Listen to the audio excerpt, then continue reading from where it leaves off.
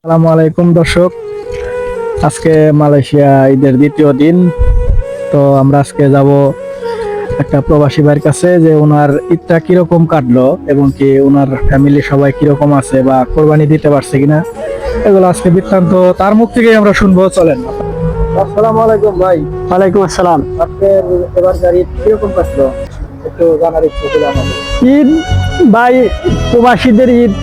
দেশে যখন ছিলাম অল্প অল্প টাকা ইনকাম করেও সারা বছর শেষে ঈদ যখন আসছে, ঈদের আগে নতুন জামা কাপড়, মনের ভিতরের থেকে একটা ঈদ ঈদ আনন্দই ছিল আলাদা।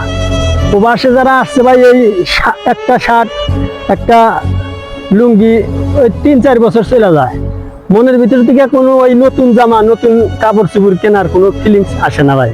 দর্শক বন্ধুরা, আমাদের প্রবাসীদের ঈদ এরকমই কাটে। তো আপনারা সবাই দোয়া করবেন যেন আমরা ভালো কিছু করতে পারি, আমাদের ঈদও জানি আপনাদের মতো আনন্দময় দিনগুলো আমাদের কাটে। তো এই পর্যন্তই আজকে, আল্লাহ হাফেজ।